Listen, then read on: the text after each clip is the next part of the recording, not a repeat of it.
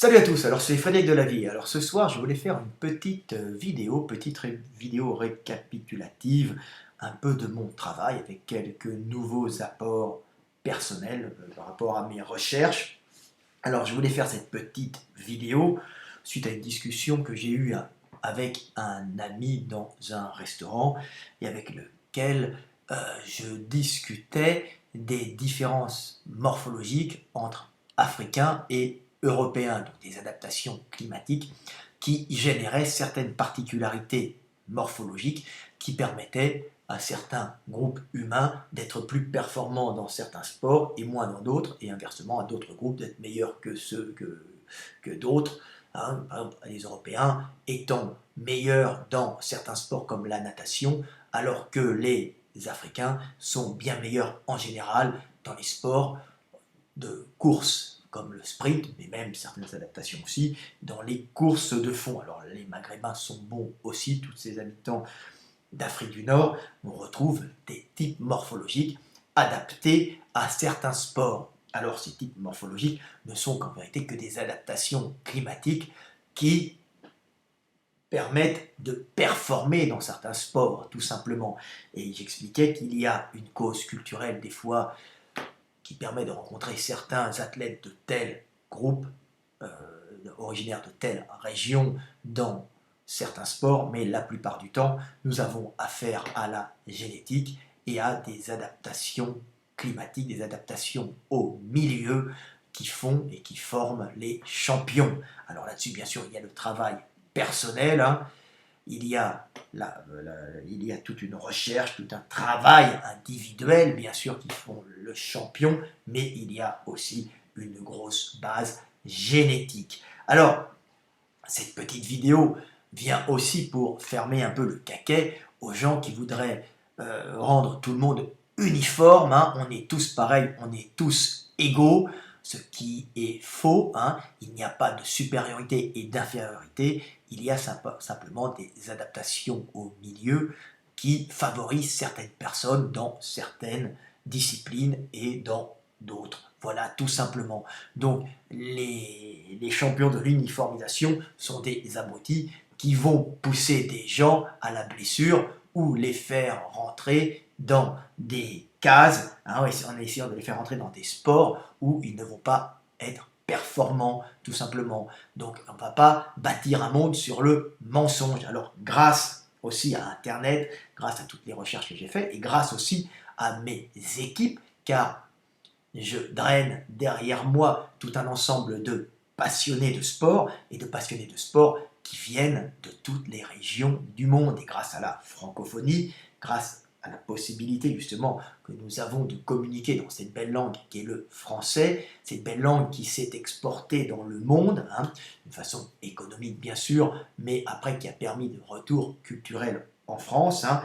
Donc, grâce aux Français, nous avons des intervenants dans mon équipe. Oui, c'est une équipe bénévole, c'est un réseau social de passionnés de sport et j'ai des types qui font des recherches, qui m'aident en me posant des questions, en m'apportant des données très intéressantes et ces gens viennent de toutes les régions. Nous avons des gens du Nord s'intéressant aux morphologies européennes, mais nous avons aussi beaucoup d'Africains qui viennent m'envoyer des données s'intéressant à leurs particularités morphologiques et les causes du fait qu'ils sont souvent, les Africains, les Afro-descendants, des champions dans certaines disciplines d'athlétisme comme les courses. Alors pas dans toutes, hein, bien sûr, on voit dans les lancers, c'est souvent les Européens avec un centre de gravité plus bas, hein, et une masse musculaire des fois importante, un gros bide, hein, qui permet de travailler par exemple musculation sur des barres lourdes aussi, hein, de générer un gros volume musculaire et graisseux en même temps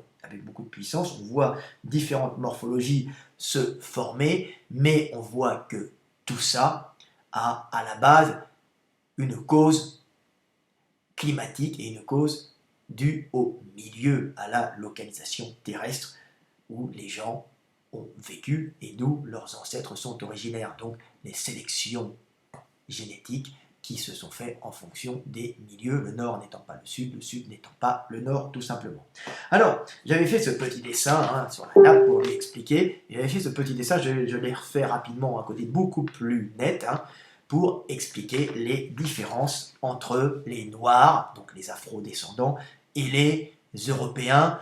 Dans les Européens, ou les gens du Nord, on va pouvoir mettre les Asiatiques, qui sont adaptés comme les Européens à des climats avec l'hiver. Donc, les sportifs noirs, les noirs qui sont, donc les blacks, les noirs, les afro-descendants, donc sont à la base la morphologie, on va dire, initiale de tous les humains, puisque l'humanité vient d'Afrique, l'humanité telle que nous la connaissons, même Néandertal, même Homo heidelbergensis, même Homo antecessor, qui sont les premiers habitants de l'Europe, ne sont que des montées africaines qui devaient avoir des morphologies adaptées au climat africain, qui a toujours été depuis la naissance de l'humanité, il y a 3 millions d'années, à peu près, on va dire que la naissance de l'humanité apparaît avec la bipédie et le verbe, la bipédie entraînant le verbe, comme je l'ai expliqué, et d'où le développement du cerveau, la notion de temps, grâce à la libération des bras, comme je l'ai expliqué dans mes vidéos précédentes, on se déplace dans les savanes, il y a 3 millions d'années, avec une désertification due à une oscillation de la Terre, qui fait qu'il y a eu des périodes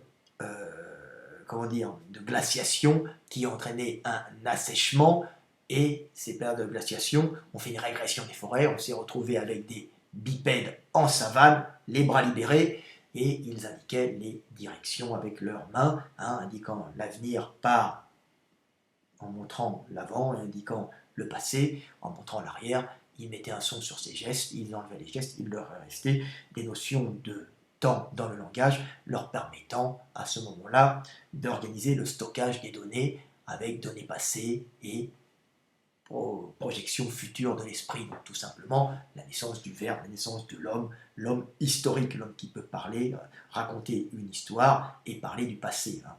Ainsi, il va augmenter ses connexions synaptiques correspondant à des souvenirs à chaque fois qu'il en parle ou qu'il y pense en parlant dans sa tête. Donc c'est pour ça qu'on a un homme après qui devient un homme mémoriel, très important. Il est capable d'accumuler beaucoup de mémoire du passé, lui permettant de construire le futur, par un peu de philosophie, mais ça va aboutir au sport. Donc nous avons une humanité qui est née en Afrique, donc l'humanité avec je suis, j'étais, je serai à l'image de Dieu, donc l'humanité avec le verbe, tout simplement, celui qui est capable d'être conscient de ce qu'il est. Je suis celui qui est, être ou ne pas être, telle est la question. Il n'y a que l'homme qui se pose cette question. Voilà. Donc les Noirs ont une adaptation, les Noirs qui sont à peu près morphologiquement, on va dire, la base structurelle de l'humanité, ont une morphologie qui est parfaitement adaptée à un climat chaud, lumineux, mais chaud, et à un climat avec une espèce de constance calorique. C'est-à-dire que l'Afrique n'a pas des saisons très marquées comme l'Europe. Donc il y a en permanence une accessibilité à la calorie, à l'énergie. Donc l'Africain n'a pas de besoin de stockage. D'ailleurs, il stockerait de la nourriture, elle pourrirait très vite. Donc l'Africain est donc dans l'instant calorique, il recherche la nourriture à ce moment, il n'a pas intérêt à la stocker, il n'a pas intérêt à la stocker dans des réserves vite fait, mais aussi à l'extérieur, mais aussi dans des réserves organiques. Donc il n'y a pas de sélection naturelle sur des gens gras en Afrique. La peau est peu grasse en général. Il n'y a pas de stockage calorique dans le ventre comme chez les Européens, comme on peut voir en Europe. Beaucoup de Européens avec un gros bide. Alors maintenant, les Africains mangent, bien sûr, de la merde dans les McDonald's, dans toute cette bouffe industrielle, puisqu'il y a eu une colonisation africaine de l'Amérique et de l'Europe, suite aux événements de l'esclavage et colonial, bien sûr. Donc ils sont tombés sur de la bouffe après industrielle, ils ont grossi. Mais à la base, l'Africain est adapté à un climat à constance calorique et chaud, donc il ne fait pas de réserve de graisse dans son ventre, et il n'a pas à stocker du gras sur la peau. Donc, peau fine en général et noire pour se protéger du soleil. On est au niveau de l'équateur où le rayonnement solaire est bien plus puissant. Donc on est noir pour éviter les détériorations de tissus tout simplement. C'est juste une adaptation climatique. Donc l'Africain est aussi dans l'économie, hein, puisque il doit, contre la chaleur, hein, il doit limiter ses mouvements, hein, comme on dit tout le temps, comme disait la sagesse chinoise, hein, très intéressante, confucéenne, hein, on dit l'immobilité triomphe du chaud, le mouvement triomphe de la chaleur. Pourquoi? Parce que le mouvement musculaire génère de la chaleur, tout simplement, pour lutter contre le froid. Hein. Et l'immobilité évite de faire marcher la machine et de la faire monter en surchauffe, qui serait de détruire le pays. Donc l'Africain est basé sur l'économie, vous voyez, l'économie et la calorie constante. Donc on retrouve des corps très très particuliers, des corps qui doivent évacuer la chaleur, donc des corps longilignes en Afrique. En général, il y a tout en Afrique, au Cameroun ils sont plus petits, comme disait l'Europe, ils ont cette morphologie, mais je parle de constance, hein, globale, de morphologie globale. L'Afrique est très diversifiée génétiquement, pour des raisons que j'ai expliquées, hein, bien qu'ils soient tous noirs, tous les morphologies, ils ont des mutations internes à chaque groupe ethnique, car il y a peu de mélange en Afrique, souvent entre les ethnies, pour la bonne raison que le milieu apportant beaucoup d'énergie, on n'a pas besoin d'aller ailleurs chercher de la calorie. Alors là, c'est avant l'arrivée de l'Europe et de sa médecine prophylactique. Avant, ils ont colonisé, ils ont exploité, mais ils ont aussi apporté cette médecine prophylactique qui a fait, et qui est puis en plus le fait d'améliorer l'habitat par exemple, en asséchant les marigots ou on pourrait trouver des moustiques qui transmettent des maladies. Donc il y a eu une explosion démographique en Afrique, consécutive aussi à l'agriculture, à la technique agriculture européenne. Donc c'est très récent qu'il y a une surpopulation en Afrique. Mais les Africains, étant tout le temps régulés par la nature et les terribles maladies qu'il y a en Afrique, donc exubérance, nature, luxuriance, exubérance de la nature te donne énormément à manger en Afrique, mais elle te prend beaucoup aussi par les parasites et par tous les risques qu'apporte cette luxuriance de la nature. Donc il n'y a pas en Afrique de lutte contre le manque calorique, hein, bien sûr au Sahel, mais ils n'étaient pas nombreux, et c'est récent qu'il y ait des surpopulations par là. Il y a en Afrique une lutte de la nature contre la nature, donc une lutte génétique interne dans les groupes, une sélection très intense des gens qui survivent le mieux aux maladies, aux parasites, tout ça, donc des corps très résistants, hein, grâce justement à l'élimination des plus faibles. Donc on se retrouve avec des gens longilignes, surtout qui ont comme principale fonction, cette morphologie a principale fonction d'évacuer la chaleur. Donc on voit des grandes jambes, c'est la morphologie initiale, hein. Proportionnellement, les Africains ont des grandes jambes et des bustes courts, tout simplement.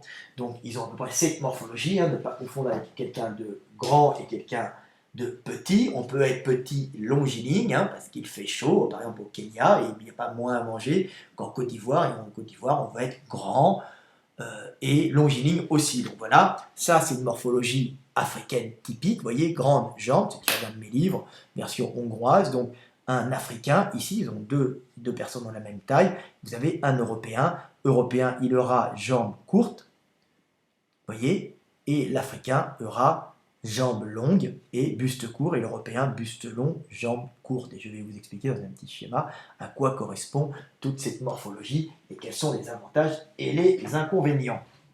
Donc, on peut voir cette adaptation climatique, jambes longues, Africain, jambes courtes, Européen, long buste, Européen, buste court, Africain. Et cette morphologie a un avantage énorme pour la course, hein, bien sûr. Pourquoi? Parce que quand on court, eh ben, quand on a des grandes jambes, on va faire des grandes enjambées. Quand vous voyez un basset qui court à côté, je ne sais pas moi, d'un épagnol, hein, ils ont à peu près le même poids, mais il y en a un qui courra plus vite que l'autre, car il fera des enjambées plus grandes, alors que l'autre sera obligé de faire 3 pas quand l'autre en fera qu'un, tout simplement parce qu'il y en a un qui a des membres plus longs. Donc l'Africain sera avantagé sur les sprints par rapport aux Européens, car il a des jambes plus longues et un buste plus court, morphologie qui permet d'évacuer plus facilement la chaleur. Hein, la nature est bien faite, hein, l'économie, on évacue cette chaleur pour pas que le corps monte en surchauffe et qu'il y ait une destruction des tissus par l'agitation moléculaire excessive des enveloppes cellulaires, hein, et des tissus qui entraînerait une dégradation, hein, cellulaire. Donc, la morphologie longiligne est une morphologie avec des grands membres et qui met le maximum de surface pour le minimum de volume intérieur, hein, donc une grosse surface, alors que l'européen, lui, adapté au froid, va se retrouver avec des membres plus courts, un grand buste qui va accumuler aussi du gras à l'intérieur, hein, et des membres plus courts. Pourquoi? Pour se rapprocher un peu de la forme de la boule et éviter l'évacuation excessive de chaleur avec des membres plus courts, mais par contre, il produira beaucoup de chaleur à d'autres parties du corps, comme je vais vous l'expliquer, pour éviter de geler aux extrémités. Là, je vais vous expliquer pourquoi c'est un désavantage pour l'Européen pour les courses et les sprints. Hein, c'est très intéressant à voir. Donc, l'Africain, déjà, fait de grandes enjambées, donc il va être avantagé au sprint par rapport à un Asiatique ou un Européen qui, eux, sont adaptés au nord, donc à l'hiver. Ensuite, nous avons, je regarde un peu pour ne pas perdre le fil de mon histoire, nous avons cette morphologie typique africaine que l'on peut voir, hein, c'est pour compenser ces grandes jambes, comme je l'ai expliqué, hein, les Africains ont un fessier très développé, donc ils ont un bassin qui est compressé latéralement avec un os iliaque, donc c'est l'os du bassin projeté vers l'arrière pour pouvoir ancrer un fessier puissant, et ainsi le fessier puissant va tirer la jambe en arrière, il s'accroche ici, il vient s'accrocher là, et le fessier puissant tirera bien la fesse en arrière, hein, la jambe en arrière, permettant quand il y a un appui au sol, hein, comme ça, vous voyez, hop, le fessier se contracte et il tire le fémur en arrière, le fessier étant à ce niveau-là, hein, on va vous montrer dans mon bouquin, je n'étais pas venu de montrer cette partie, hein, voilà, hop, vous voyez le fessier, et le fessier en se contractant tire la fesse en arrière. Donc les Africains ont un fessier très développé et globuleux. Pourquoi? Parce qu'ils font de grandes enjambées. Bon, donc le levier en attaque au sol étant moins avantageux, mais ils font de plus grandes enjambées, ils vont compenser par un gros fessier puissant et globuleux, hein, qui s'insère sur un os iliaque très projeté en arrière, permettant d'avoir une puissance d'attaque au sol plus importante que l'européen pour compenser ces grandes jambes. Et ces grandes jambes, et donc ils sont en plus équipés d'un bloc moteur très puissant au niveau du fessier, et ce fessier bien gonflé. Alors, pour la petite histoire, les Africains ne sont pas plus cambrés que les Européens, c'est tout simplement que l'os iliaque qui est ici et là, hein, la projection arrière de l'os iliaque et du sacrum en même temps, est plus prononcée vers l'arrière, donnant l'impression qu'ils ont une cambrure lombaire. Les Africains n'ont pas plus de cambrure lombaire, car s'ils avaient une cambrure lombaire plus importante, ils auraient des risques de spondylolistose, donc de bascule s'ils étaient cambrés des vertèbres vers l'avant, risquant d'entraîner au niveau des éléments nerveux des compressions. Donc ils sont faussement cambrés et par contre ils ont les fesses projetées en arrière et l'os du cul, quoi, le sacrum et le bassin projetés en arrière, ce qui donne cette morphologie typique des Africains et des Africaines avec ces fessiers très musclés et ces jambes, ce bloc moteur vers le haut. Alors ces fessiers très musclés, comme on s'était aperçu avec une émission très intéressante où on étudiait Powell et Jay, je crois, j'ai vu ça à la télévision, on expliquait que par rapport à un asiatique sprinter, il faisait des études, et un européen, les Africains avaient, Jay par contre, et Powell, je crois que c'était les deux qui disaient, avaient d'énormes psoas par rapport aux asiatiques. Ben, c'est normal, comme ils ont des grandes jambes, le psoas, on va essayer de le trouver dans mon bouquin. Je vous fais une vidéo complète ce soir, hein. Elle va durer pas mal de temps, mais vous en sortirez beaucoup plus instruit, surtout qu'on entend ça rarement. Alors, je cherche mon psoas, mon petit psoas, si je le trouve, un joli psoas, il doit être quelque part au niveau des abdos. Voilà, vous avez un psoas. Alors ça, c'est ce muscle qui est très développé chez les Africains. Bah, il est très développé chez les Africains et très épais. Pourquoi? Bah, tout simplement parce qu'ils ont de grandes jambes. Donc comme le psoas, c'est en partie l'antagoniste du fessier, donc quand vous tirez la jambe en arrière, donc on est une attaque au sol pour propulser le corps humain, c'est le fessier qui tire, mais quand vous remontez la jambe très rapidement quand vous courez donc en synchronisation, bah, c'est le psoas qui va jouer, donc le psoas est donc très développé chez les Africains, parce que leur fessier est très développé chez les Européens et les Asiatiques, qui ont des jambes plus courtes, en général, pas cette adaptation, ils vont avoir un psoas moins développé, ce muscle profond qu'on ne voit pas bien sûr, parce que leur fessier est plus plat, puisqu'ils ont déjà des jambes plus courtes, donc pas besoin d'avoir un grand fessier. Surtout qu'on ne court pas tous les jours dans la vie, on marche essentiellement. Mais la course est quand même très importante pour fuir un prédateur ou pour attaquer une proie. Donc on a été chasseur-cueilleur très longtemps. Donc voilà ce que j'avais à peu près à dire sur le fessier. C'était une petite aparté sur le fessier. Ensuite, on peut voir la morphologie typique. Je vais vous montrer un peu les morphologies des Africains et des Européens. Nous avons ce petit schéma que j'ai fait qui va vous expliquer beaucoup de choses très intéressantes. C'est un petit schéma que j'ai fait sur une nappe, vous voyez, et je vais le faire tout de suite ce soir pour vous. Je suis votre serviteur et c'est ma contribution à l'humanité, car bien sûr, aucun anthropologue, aucun paléontologue spécialisé en paléontologie humaine ne vous expliquera ça, car bien sûr, ils n'ont pas mes multi-compétences. Ils sont très bons dans certains domaines, mais moi, j'ai un panel très vaste de savoir dû à mon travail d'artiste sportif champion, en passage, dessinateur et passionné d'évolution humaine et théologie au passage. Donc vous voyez, ce petit schéma va vous montrer une différence entre un Européen et un Africain. Pour deux individus de la même taille, nous avons ici un Africain et ici un Européen. Alors vous allez tout de suite comprendre ce que je vais expliquer. Alors, on voit bien que l'Africain est programmé pour être longiligne, donc il est tout en économie. Il n'a pas besoin de produire de la chaleur comme l'Européen, donc ses muscles des jambes, en général, sont très courts. Les Africains ont des mollets courts. Je vois beaucoup d'Africains qui me regardent. Il y en a qui ont des bons mollets, bien sûr, mais je parle globalement, bien sûr. Donc, ils ont des mollets courts, tout en tendons. Je dois avoir ici un très bel exemple dans mon bouquin de mollets courts et mollets longs, bien sûr. Ici, nous avons un beau schéma. Voilà. Vous voyez ici un mollet d'Africain et ici un mollet d'Européen. Alors vous voyez ici le mollet d'Européen est très long avec un solaire qui descend très bas et puis le mollet d'Africain est très haut avec un solaire qui descend, un solaire tout tendineux et qui monte et qui est très haut. Alors déjà l'Africain a des tibias plus longs que l'Européen parce qu'il a des jambes plus longues et donc pourquoi a-t-il cette morphologie? Alors il a tout simplement cette morphologie parce qu'il est économe, il a la morphologie la plus économe pour avoir au niveau du déplacement la puissance la plus grande avec le moindre consommation produisant de la chaleur pouvant faire monter ce corps sous l'équateur en surchauffe, car il y a beaucoup de rayonnement solaire. Donc, nous avons ici ce petit schéma que j'ai fait sur la table. Donc là, c'est l'Africain. L'Africain est un ressort au niveau des jambes, si vous remarquez bien.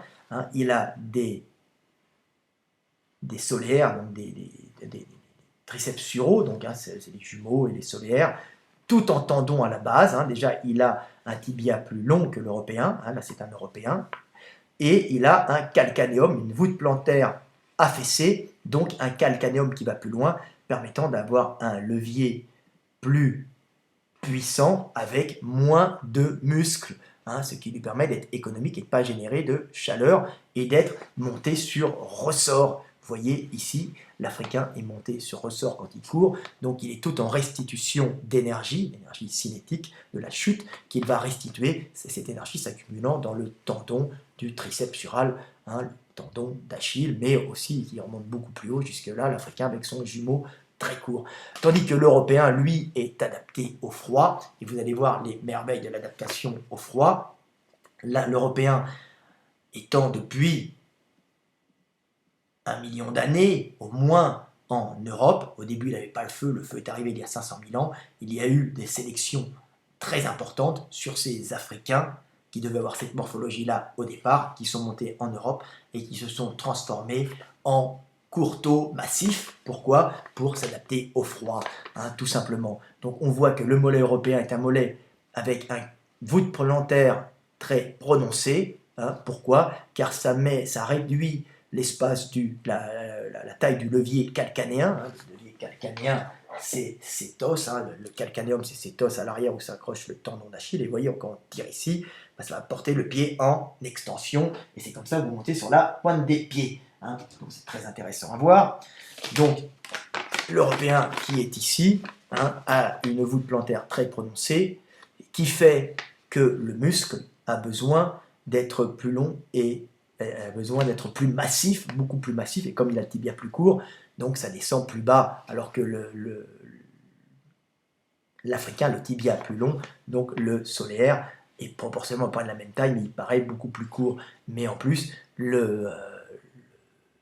l'Européen a besoin d'avoir des gros muscles, donc il aura une plus grande souplesse de cheville, car il va se déplacer essentiellement avec une propulsion du bas du corps. Et je vais expliquer pourquoi l'Européen, quand il se déplace, il utilise plus le bas des membres inférieurs que le fessier, hein, tout simplement pour générer de la chaleur, éviter de geler dans les climats froids il y a 1 million d'années, jusqu'à récemment le chauffage central. Et c'est une invention relativement récente, hein, et nous sommes civilisés depuis quelques milliers d'années, et nous avons vécu des centaines de milliers d'années dans le froid, sans avoir de chauffage central, en nous chauffant dans les grottes, nous les Européens, hein, et en luttant contre le froid par la sélection naturelle, donc sélectionnant les individus qui étaient à même de produire eux-mêmes leur chaleur au début, avant l'invention du feu. Hein. Donc nous avons ici un Européen qui est un Africain, qui est arrivé en Afrique il y a 1 million d'années, voire des fois un peu plus,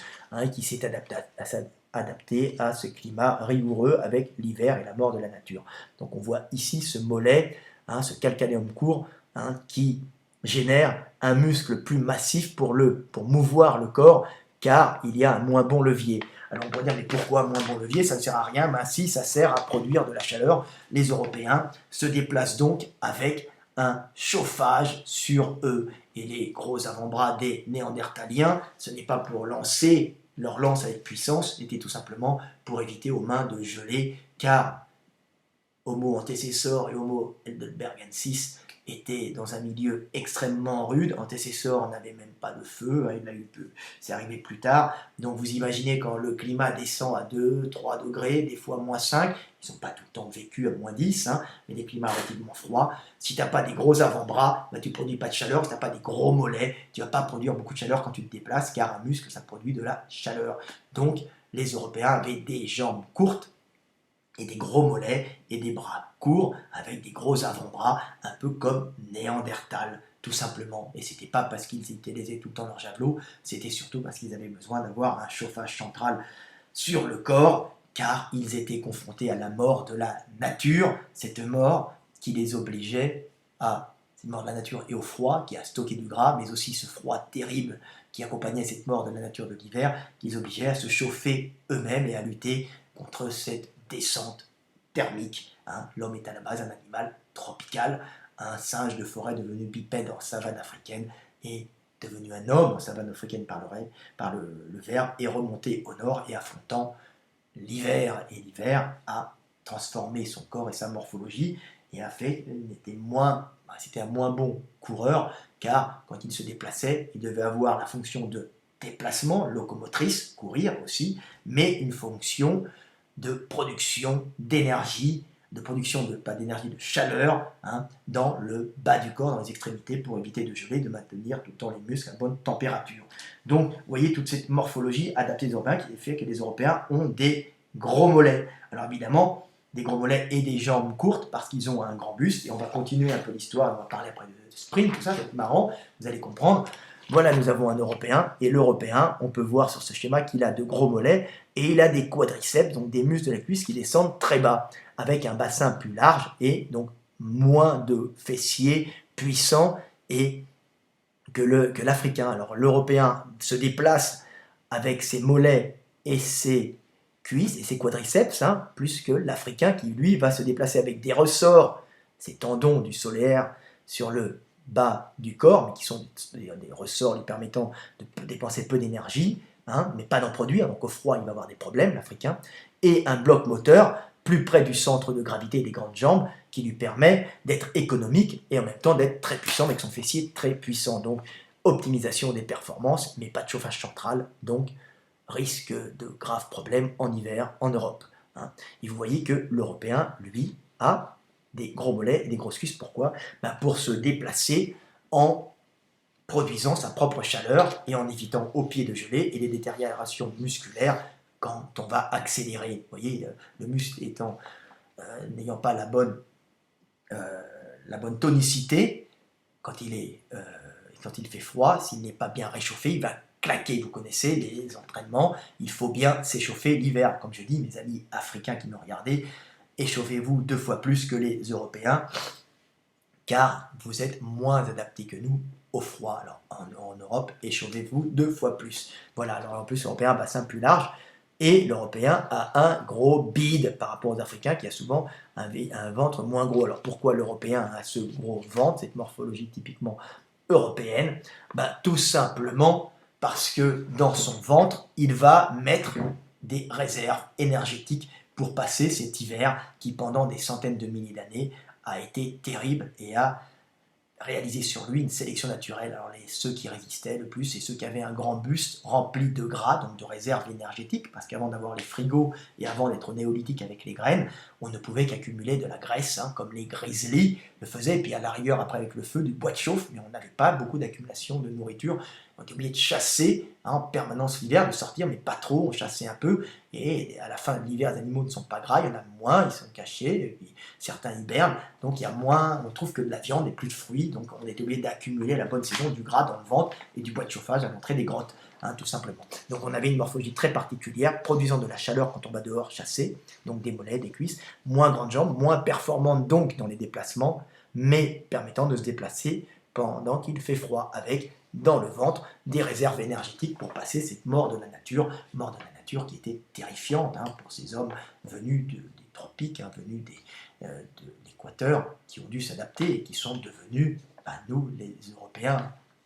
Donc c'est pour ça que les Néandertaliens avaient ce physique si particulier, avec cette morphologie bréviligne, donc court, hein, des bras massifs, des avant-bras énormes, des gros mollets et visiblement des pieds très cambrés. Voilà les morphologies de l'Européen. On a hérité un peu de ça par ces adaptations à l'hiver, bien sûr des changements. Bien sûr, les Allemands sont longilignes maintenant car ils boivent beaucoup de lait, ils mangent beaucoup de gras, de porc, mais ils ont pris beaucoup de lait qui contient beaucoup de calcium. Donc cet apport calorique a fait qu'ils ont poussé en longueur. Donc ça fait des brévilignes qui poussent au cartilage de conjugaison des membres inférieurs. Et la nature a sélectionné ceux qui avaient un développement le plus rapide. Ça fait des grands gaillards avec un cul plat mais des grandes jambes, un bassin large pour faire passer des bébés bien nourris, hein, aussi parce qu'ils mangeaient beaucoup. Donc eux, ils ont repoussé en longueur, mais à la base, à l'époque du Néandertal, on n'avait pas de lait comme ça. On était bréviligne, musclé et court. Hein. Vous avez le même système chez les Maasai et les Tutsis qui sont des éleveurs qui boivent du lait aussi et qui poussent en hauteur, donc section chez les grands. Chez les grands en plus, l'avantage d'être éleveur fait qu'on a en permanence de l'apport calorique. Voilà, donc on peut être grand et donc génique. Et bien on est gras aussi pour se protéger du froid.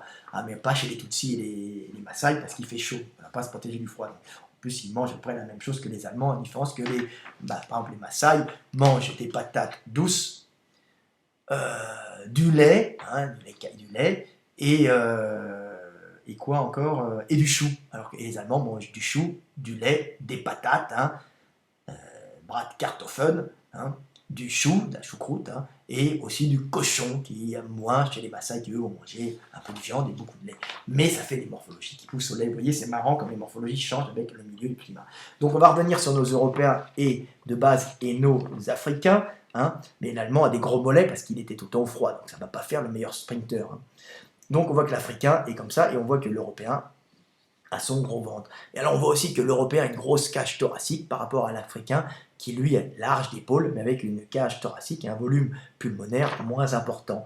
Hein, c'est pour ça que les Africains font de mauvais nageurs en général, tout simplement parce qu'ils ont une capacité pulmonaire inférieure aux Européens. Alors on dit, mais pourquoi ils ont une capacité pulmonaire inférieure aux Européens? Alors là, personne ne l'a trouvé sauf moi, cette coulée de source, c'est une adaptation climatique encore, car quand vous êtes un Européen et vous êtes confronté à des périodes glaciaires comme les Néandertaliens, mais même comme les hommes de Cro-Magnon, qui étaient déjà des sapiens, métissés de Néandertaliens, ben, ils avaient conservé des gros mollets, ils devaient produire beaucoup de chaleur dans les membres inférieurs et pas être économiques, hein, comme l'Africain qui ne doit pas produire de chaleur, donc qui est tout en tendon ici. Hein.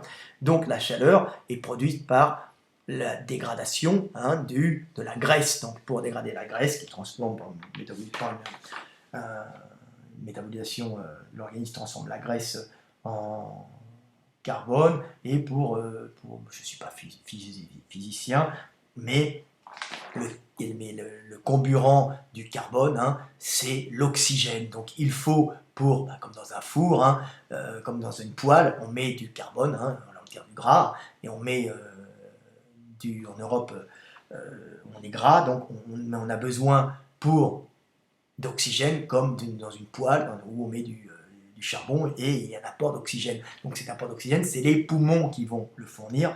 Donc comme on a un chauffage central intégré, nous les Européens, on a besoin d'un apport d'oxygène supérieur aux Africains. Donc, comme notre chauffage central est dans les membres inférieurs et dans les extrémités en général aussi, avec peut-être aussi une accélération du métabolisme et de la circulation, donc on consomme plus d'oxygène parce qu'on est obligé de chauffer la machine et on est plus adapté que les Africains à chauffer notre machine, qui eux n'ont pas ces adaptations pour chauffer la machine, ont plutôt une adaptation pour essayer de refroidir au mieux la machine, notre corps humain. Donc on voit que les Européens ont une grosse cage thoracique avec de gros poumons, un gros ventre rempli de gras et des gros mollets et des grosses cuisses qui sont un chauffage central. Un chauffage central qui produit de la chaleur vers le bas, et puis on produit aussi de la chaleur partout dans le corps, plus que les Africains. Donc on a besoin de gros poumons pour sortir de l'oxygène, qui est le comburant du carbone, donc issu de la métabolisation du gras.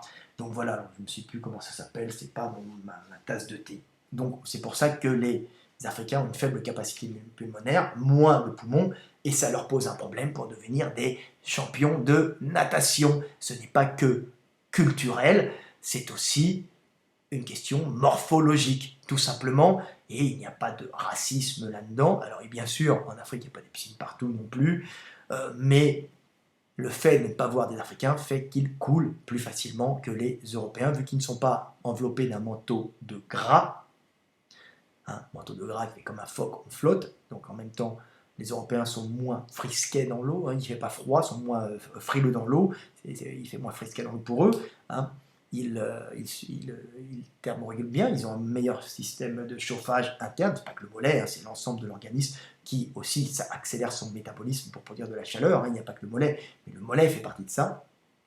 Donc là, l'Européen a un buste plus grand en général, alors évidemment, les champions de natation sont ceux qui ont des grands bras, ils sont sélectionnés, mais ils restent gras avec de gros poumons comme les Européens, ce qui fait qu'ils ont une morphologie mieux adaptés pour faire des champions de natation. Et les Africains, eux, ils vont dépenser beaucoup d'énergie pour essayer de rester sur l'eau parce qu'ils ont moins de flottabilité, ayant de moins gros poumons, ayant moins de gras dans le ventre et moins de gras dans la peau, donc ils vont couler plus facilement.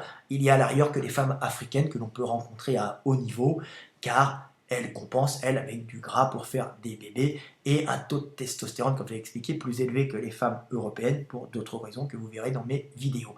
Donc c'est pour ça que les Africains ne sont pas très performants en natation, car musculairement, ils pourraient avoir le niveau, si l'eau était à bonne température bien sûr, mais n'étant pas adaptés au froid, donc ils perdraient vite de l'énergie pour lutter contre le froid dans l'eau.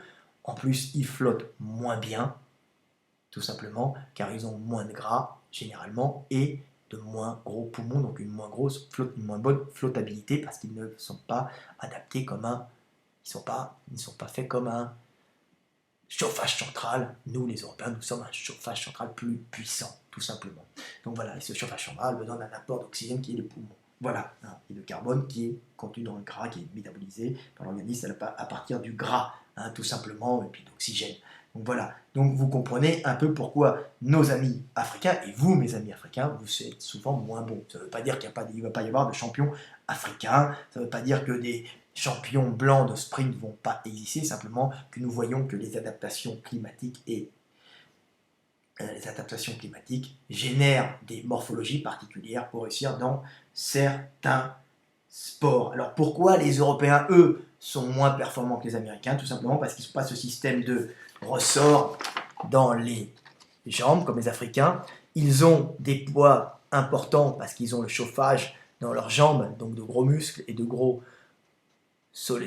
jumeaux, de gros muscles des mollets, de gros quadriceps dans les membres inférieurs vers le bas, permettant d'éviter, à cause de la sélection naturelle, de geler vers le bas, vous comprenez, hein, plus des membres plus courts, donc des plus petites enjambées, donc c'est comme s'ils couraient avec des lestes de cheville, si vous voulez. Donc ça pose un problème, voyez. Ensuite, l'Africain, lui, a son bloc moteur monté près du centre de gravité, ce qui va faire qu'il est bloc moteur près du centre de gravité, et ici, il est monté sur ressort, qui sont les tendons de ces longs jumeaux, de son long triceps sural, hein, solaire et jumeaux. Donc on voit qu'il est parfaitement adapté avec un buste court, longues enjambées, bloc moteur vers le haut. Il est plus léger, pour une même taille, il courra mieux. Voilà. Alors en plus, on peut remarquer que ces grandes oscillations des jambes, des membres inférieurs chez les Africains donnent une morphologie particulière aux Africains, avec en général pour compenser ces grandes oscillations des membres inférieurs, de larges clavicules, hein, comme un balancier, hein, avec de gros deltoïdes, et c'est cette morphologie assez agréable à voir, car elle est rentrée dans le canon esthétique actuellement de la mode européenne. C'est ces types longilignes avec de larges épaules, hein, c'est un peu basketteur, on peut voir, des épaules très musclées, des deltoïdes, c'est ce muscle qui est ici très musclé, tout simplement chez l'Africain, pour compenser le grand balancement des jambes. Alors aussi, les Africains ont une tonicité musculaire plus importante que l'Européen, donc ils sont comme un ballon bien gonflé, donc ils rebondissent mieux. Pourquoi? Parce qu'ils sont adaptés au climat chaud. Et par contre, un Européen a tendance à avoir une tonicité musculaire moins importante que l'Africain. Pourquoi? Tout simplement pour, au froid, éviter, si le muscle se raidit un peu, de casser. À ce moment-là, au froid, il aura une tonicité un peu optimum. Donc l'Européen a une tonicité différente musculaire, tout simplement parce qu'il a vécu, et ses ancêtres ont été sélectionnés dans un milieu beaucoup plus froid. Donc quelqu'un qui avait un muscle trop raide et qui pétait, ça devenait un mauvais parti, et il ne transmettait pas ses gènes car il ne pouvait pas les chasser, ou faisait un très mauvais agriculteur du néolithique ou un très mauvais chasseur du paléolithique. Le néolithique vient après, le paléolithique vient avant le néolithique. Donc vous comprenez que l'Européen, bien sûr, a une tonicité musculaire un peu moins importante que l'Africain. C'est pas pour ça qu'il n'a pas un bon influx nerveux, donc la capacité de mobiliser tous ces muscles d'un coup. Tout ça, c'est encore autre chose. Le corps humain est très complexe, hein. On voit des lanceurs très puissants, hein. Bien sûr, ils mettent en puissance leurs muscles, une tonicité musculaire a quelques désavantages, c'est que ça peut casser aussi. Donc l'Africain est plus fragile au froid que l'Européen, mais pas au chaud. Au chaud, il est parfaitement adapté. Donc vous voyez un peu les différentes morphologies. Alors est-ce que j'ai tout dit? Donc c'est pour ça que l'on retrouve rarement des Européens en sprint, et on voit souvent des Africains champions du monde. C'est en général des Africains champions du monde, et en natation c'est en général de sprint, et en natation c'est en général des Européens.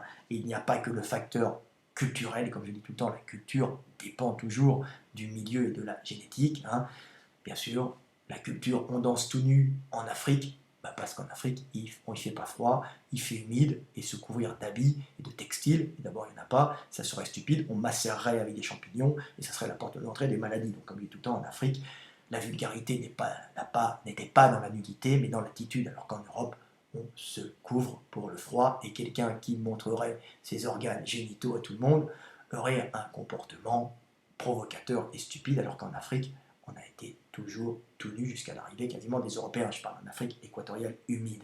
Bien sûr, quand on passe en Afrique plus saharienne, chaude, on se couvre, et on a moins de risques d'avoir des infections si on se couvre. Donc l'invention des textiles, l'arrivée des textiles, protection, alors qu'en Afrique, ça n'avait aucun intérêt réel. Alors maintenant, c'est culturel, on fait comme tout le monde, les cultures se mélangent, mais à la base, hein, vous voyez, la culture dépend bien sûr de la génétique. On est tout nu en Afrique parce que le climat, on danse tout nu en Afrique parce que le climat le permet, hein, et qu'on est adapté à ça. Et si on dansait tout nu en Europe, on mourrait de froid l'hiver, tout simplement. Vous voyez, tout est lié, c'est un peu caricatural, mais c'est réel. Il ne faut pas mettre la culture, la génétique et tout le reste et l'intelligence d'un côté. Non, tout est interconnecté et nous sommes un ensemble interagissant, hein, un ensemble avec plein de facteurs qui sont là, dont la morphologie, le climat, tout ça, nous ne faisons qu'un avec l'univers. Voilà ce que j'avais à dire. Alors, un petit truc, parce qu'il y avait un espèce de connard qui me faisait chier, on a 45 minutes, mais on va la terminer cette vidéo. Hein. Je me souviens d'avoir vu une connasse du CNRS, un connard qui s'était foutu de ma gueule, en disant oui, ben, les Asiatiques, parce qu'il y a quelques champions de sprint asiatiques qui ont une très forte, une très puissante. Alors ils sont longilignes, ils ont dû boire du lait au Japon, ils sont assez longilignes, ils sont très puissants, très rapides, et on les voit toujours en junior. En junior, ils arrivent à progresser. Bien sûr, ils sont très forts en junior, en sprint. Hein, ces champions japonais de sprint, on peut les voir. On a une culture du sprint au Japon. Et après, ils disparaissent à l'âge adulte, alors que il y a même des champions du monde, je crois, junior, alors que l'on voit des Africains qui, eux, continuent à progresser en étant adultes. Alors pour quelle raison? Tout simplement pour une raison de maturité musculaire. Quand un Asiatique va prendre du muscle pour essayer de performer en sprint, par exemple, mais comme il est adapté comme un nordique, il a beau avoir une très rapide, il est l'asiatique en général, les asiatiques sont très rapides en fréquence au sol, en battement des pieds, ils arrivent à avoir une fréquence très rapide. C'est d'après mes études, on a regardé ça. Hein. Le problème, c'est qu'en vieillissant, ils vont faire de la musculation, ils vont développer leur bloc moteur, et leur bloc moteur va se développer vers le bas, les alourdissant.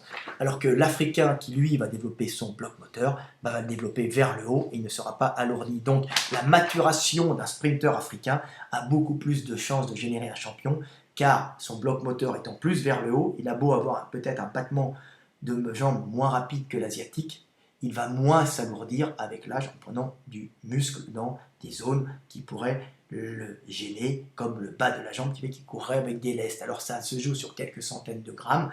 Hein. La cuisse de l'asiatique va se développer plus vers le bas, mais ça va l'alourdir, alors qu'une cuisse africaine va se développer vers le haut, le quadriceps et les fessiers vers le haut, rendant justement le retour de la cuisse moins gênante et plus rapide chez l'Africain et plus lente chez l'asiatique, qui aura comme un lest de cheville ou un lest de bas de cuisse. Donc c'est pour ça qu'on ne voit pas de champion asiatique performer et qu'il n'y aura pas performer en adulte d'ici pas mal de temps. Ça peut arriver bien sûr, mais ça ne va pas être la généralité. Alors vous voyez comme ça joue. Alors là-dessus, il y a aussi à ce niveau, on peut le dire, qu'au niveau international, qu'au niveau mondial, il y a fréquemment utilisation de stéroïdes, utilisation de produits faisant grossir le bloc moteur, faisant grossir les muscles pour être plus performant. Entre l'AGH, hormone de croissance, et les stéroïdes anabolisants et la testostérone, on se retrouve, maintenant il y a même des peptides, avec des mecs qui prennent du muscle. Bah oui, il y a tellement d'argent en jeu, on gagne tellement de millions de dollars qu'on ne va pas se gêner, on ne va pas s'amuser à mourir d'un mauvais coup dans le Bronx. Hein. Il vaut mieux assurer l'avenir de ses enfants en prenant des aides. C'est pas moi, c'est pas moi qui dis ça. Hein. J'essaie de penser comme un gars qui aurait la pauvreté ou la richesse et l'avenir de sa famille, hein, grâce à quelques petites fioles, hein, bien sûr avec une très bonne génétique. Donc les champions prenant tous des produits, hein, pratiquement tous, pas dire tous, mais souvent, à ce niveau, quand il y a de l'argent, il y a tentation, bien sûr, et puis on sait que ça dépasse le sport et la fraternité sportive, il y a aussi la survie de l'individu et la mise en sécurité de sa famille.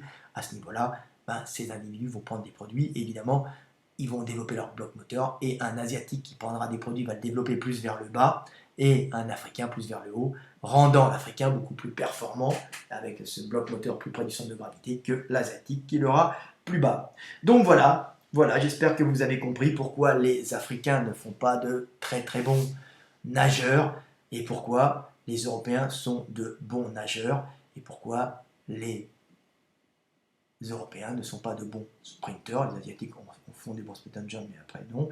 Et pourquoi les Africains ont les meilleurs sprinteurs. Alors ils ont aussi les meilleurs coureurs à cause de leur morphologie de fond, hein, pour cette morphologie propre, mais en plus petit. C'est des gens qui vivent dans les milieux plus carencés, hein, surtout les Kenyans et les Éthiopiens, qui sont plus petits, mais qui ont en plus, par exemple pour les Éthiopiens, des adaptations au milieu, donc déjà des adaptations des climats plus chauds, donc des membres plus longs que les Européens qui courraient en fond, et en plus une capacité de VO2 max, donc d'oxygénation plus importante, car ils ont une meilleure ventilation, car ils sont adaptés à des hauts plateaux. Alors, comme il y en a des Éthiopiens qui sont adaptés qui sont des Éthiopiens montés plus récemment, donc qui ont des adaptations sur les globules rouges, mais qui peut entraîner une trop grande viscosité du sang, mais il y a des adaptations encore plus anciennes sur les anciennes tribus éthiopiennes qui font ou sortent les champions, hein, qui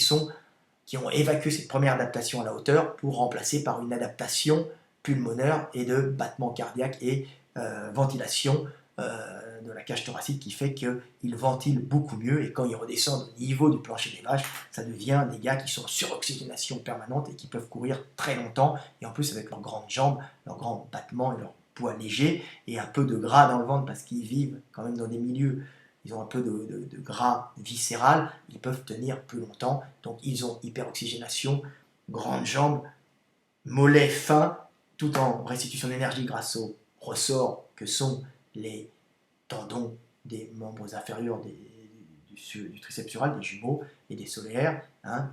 Donc ils sont montés sur ressort avec de grandes jambes, et en plus une très bonne oxygénation car ils vivent sur des hauts plateaux, mais génétiques bien sûr, hein.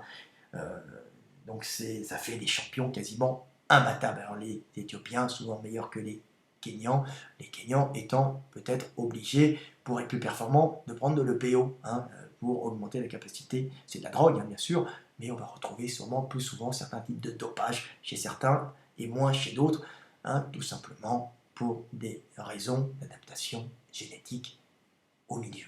C'est marrant, hein, tout est lié, même la façon dont les gens se dopent, même la façon dont les gens mangent.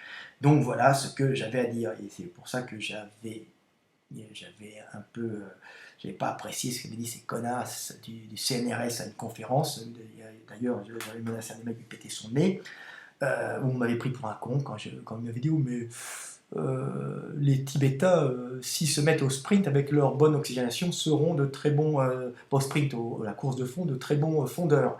Et là, je leur avais répondu, pas possible, ils ont de gros mollets adaptés au froid pour produire de la chaleur, donc des lestes de cheville, et ils s'étaient foutus de ma gueule. Donc des gens qui ne connaissent rien à la biomécanique, peut-être à la génétique, mais il faut avoir une vue large et pas une vue courte en regardant juste son petit travail de généticien et ne pas oublier que le monde c'est la génétique mais c'est aussi tout le reste et pour comprendre la génétique il faut comprendre le reste. Donc voilà ce que j'avais à dire et vous voyez que c'est très intéressant de comprendre comment le milieu nous transforme et fait de nous des champions. Un dernier truc pour les Européens, vous n'avez pas tout perdu. Les Européens, quand vous êtes sur des marches très longues, c'est vous qui gagnez, hein. Quand on fait du plus de 40 km, du 100 km, les hyper marathons et les triathlons, ben on se retrouve avec des Européens. Pourquoi? Déjà parce qu'ils flottent mieux quand on nage dans l'eau, mais sur par exemple, les courses de fond extrêmes, hein, on fait du 100 km, 120, des trucs des marches extrêmes, c'est les Européens qui gagnent. Pourquoi? Parce que dans leur gros ventre, hein, dans leur grand buste, hein, ils stockent du gras et ce gras leur permet de tenir quand les Africains ont épuisé leurs réserves de glycogène dans le foie, dans les muscles, partout, mais n'ont plus assez de gras, hein, tout simplement. Et l'Européen va tenir sur les marches extrêmes. Voilà, alors en climat tempéré, je pense qu'en climat chaud, il va crever de chaud. Salut, c'était Fred Delavier. Vous voyez, comme quoi on peut avoir des biceps, hein, on les montre encore, voilà, on peut avoir des biceps et avoir une cervelle et s'intéresser au monde. Et tout ça, ça vient de la pratique du sport qui fait que je m'intéresse à la biomécanique, mais aussi, ça me donne une envie de comprendre pourquoi je suis performant dans tel domaine et pas performant ailleurs, et ça m'oblige à m'intéresser à la biomécanique, à la physiologie, à la paléontologie humaine, à la physique, à la nutrition, et on devient quelqu'un d'intelligent, tout simplement, par l'étude. Allez, c'était Fred Delavier, à bientôt, j'espère que mes amis de toutes les couleurs, vous aurez compris qui vous êtes et pourquoi vous êtes comme ça, et n'écoutez pas les cons qui vous disent on est tous pareils, c'est des abrutis, ils n'ont pas compris que nos différences nous enrichissaient, tout simplement, nos différences de façon de penser, façon de concevoir le monde, hein, tout simplement, et façon de bouger, façon de se mouvoir, et façon d'être performant dans tel ou tel sport. Voilà, c'était Fred Delavier. À bientôt mes amis, vive la diversité, vive les différences raciales, vive le métissage, les deux étant importants, bien sûr, comme je dis tout le temps, les différences, les races, entre guillemets, on va dire les adaptations phénotypiques, les phénotypes qui sont des adaptations climatiques, permettent de générer une diversité génétique, et le métissage permet de faire passer du matériel génétique d'un groupe à l'autre, l'enrichissant un peu, permettant en cas de changement de milieu, de permettre à un groupe trop homogène de survivre à ce moment-là. Voilà, c'était Fred Delavier. Voilà, c'est pour réunir les racistes et les métisseurs. Nous sommes tous utiles les uns aux autres. À bientôt.